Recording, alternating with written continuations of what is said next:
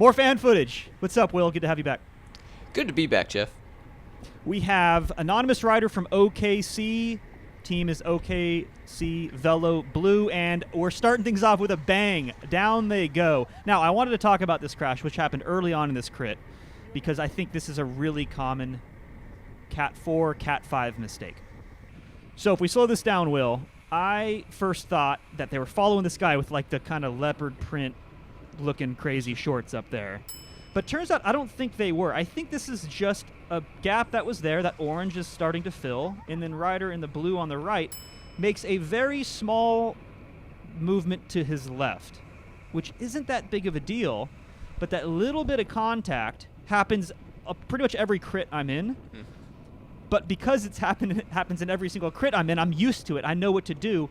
And what you don't do is what I see these guys doing, and that is stiffen up. And you can see, I mean, he starts sliding. Look at the tire mark. He starts sliding for like a good 15 meters before they actually go down, which tells me he's tense. He's obviously on the brakes. And when you are tense and on the brakes like that, you just can't steer. So it's this kind of weird slow motion crash. What are your thoughts on this? Yeah, I kind of see a few different things that happen here. I agree that tensing up throughout the crash is not good, but also hitting your brakes once you're making contact can kind of cause this sort of bar hooking situation where the rider on the right, his bars kind of get hooked on the rider on the left's leg, maybe, and then all of a sudden his bar is just going to fling to the wrong side, and there's no stopping that fall once your bars start going in weird directions. So I think, yeah, there's just a few different things that can be mitigated here that do happen a lot in those lower categories when your reaction is probably pretty normal for a human. But for a bike racer, you need a little different reaction than tensing up and defending yourself. You know what I do right before a race? I top off tire pressure for optimal rolling resistance, and I check critical bolts for safety. Not enough people do that. And that is why this Fantech sponsorship was a no-brainer, starting with the Fantech X10. I don't want to lug around a full-sized pump, but I want to get accurate PSI in my tires to get the fastest rolling resistance possible. I tested the X10 against my fancy Silca digital floor pump, and they measured within 1 PSI of each other. It's a really small package, but it can reliably fill my road tires multiple times. But let's talk about critical bolts, what I said at the beginning. Not enough people have a nice torque wrench set, and this is a nice torque wrench set. This is the Fantech WB10, solidly built, ratchet, metal construction, satisfying click. Can you hear that? Adjustable down here at the bottom, 2 to 10 Newton meters, and all the bits you're ever gonna need for checking those critical bolts. And it has this very satisfying click once you know you've reached the set torque.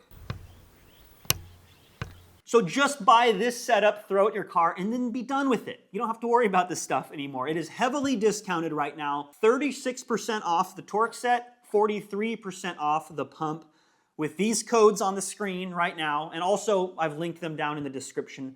So don't forget to apply the code at checkout, otherwise it won't work.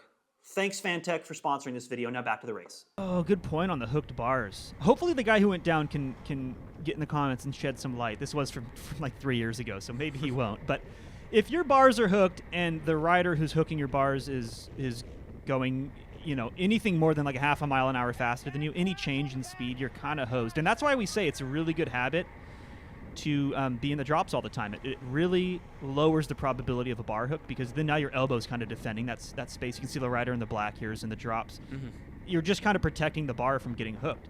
And when you're in the hoods, you're more susceptible to it. But I see that now. That might be a bar hook, but I mean, stay in the drops. if there's evidence that you need to stay in the drops, this is it right here. But also, if you're feeling yourself in a compromised position, you're leaning against somebody, also, like, don't stiffen up and squeeze brakes, because just like in car racing, you know, you can only, like, pick one. You can either corner, brake, or accelerate. And if you're braking, you're no longer able to maneuver your bike and maneuver your body if you're all tense. So anyway, the crash was actually ended up being a lot better than I thought. I thought I was going to hit that tree for a second, but it looked a lot more graceful than I thought. So hopefully everyone walked away from it. And according to the notes we were sent, they all did. Let's fast forward a bit. Okay, so let's talk about this course. We're now 10 kilometers to go. This looks like a fun course. I'm not going to lie. It's like around this new development. Like there's all these kind of condos or cookie cutter houses, and it looks like they're racing around this complex, which is cool.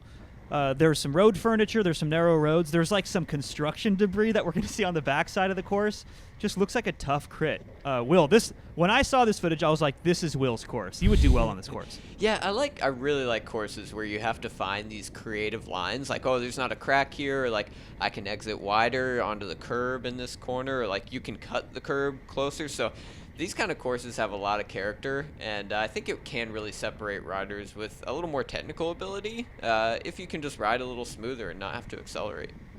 And you can get through this course with less power if you can take these corners effectively. And like, for example, this isn't that effective of a corner. Sorry, Anonymous, but he just lost like 3 bike lengths, and now he's doing over 400 watts, which is above threshold, out in the wind through the construction debris.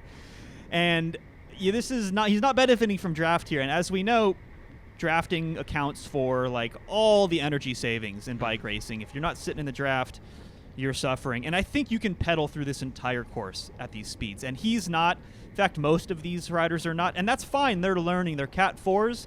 But that's one thing that would separate the riders who are having an easy time compared to the riders who are having a hard time, is just the ability to preserve the speed. And this looks bad, Will. When you see the elbow flick and even a bigger gap, already heart rate's 177. Like, you're trying to look for every little efficiency you can. This might be one of the corners, speaking of which, that you can't pedal through. But now he's up at 1,000 watts.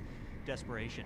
Yeah, that's a hard situation to get into. And once you get there and you have to start closing gaps like this, it really only gets worse sometimes. So there are some courses you can tailgun, some you can't. This is one of them. It's really risky to tailgun. I know in his notes that he said he wanted to save energy in tailgun, and that might work early on in the race, but now we're inside of 10 kilometers to go. Riders are getting dropped. They're starting to feel the effects of already 20 minutes, 30 minutes racing on this technical course, and this is when you start to think about moving into position. Earlier the better, when you see gaps starting to open up and stuff like that. Let's see how it works out. All right, now we've obviously sped things up. I think we're 3x speed here, and we're just going to go through the final few kilometers because we're going to see, would you call it, Will, the pain dangle. And you never want to see it, man. It's rough. But this is what it looks like. And this is what we were talking about. You got to move into position, right? Yeah, absolutely. It's you get out of position, and you are also at the limit. It's hard to get back into the race, and right now he's like getting close to getting back into the race, and then all of a sudden he just like stops trying to get onto that wheel. So like right now he's not really getting enough of a draft, and he's just kind of hanging out back here, and it's not a good situation to be in.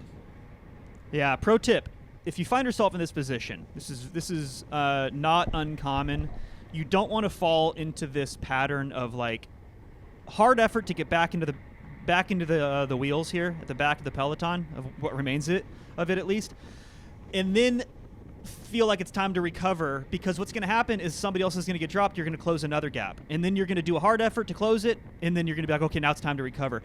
Do one more hard effort to move up so you have some padding, so you have your midfield, so you have some riders in front of you, some riders behind you, and again, like this is the point I'm making right here. Again, he's trying to close down this gap again.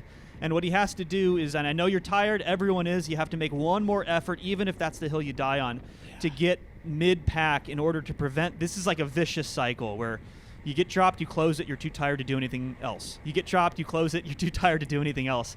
And this is exactly what you're trying to avoid. And now it's like, this is the dangers. Now we're inside 2 kilometers to go, and it looks like he's going the wrong direction. The heart rate is jacked, the power is low, and the decision making's not great. And unfortunately, I think this might be it for him. Look at all the riders up there. This field is decimated. Yeah, he's just staying on the power though, which like I commend him for. It's one thing to just like respect the race and keep racing, and his goal at the beginning of the race was kind of to get a top 10. He's just coming back into racing after a crash a few months before this, and I mean, he definitely squeaked into the top 10 on this course. I think there were like 30, 40 starters, and he's just keeping on it and like continuing to finish a race, which I think is actually like a pretty cool thing to see. And I think more people should probably do that just to see what you've got left in you.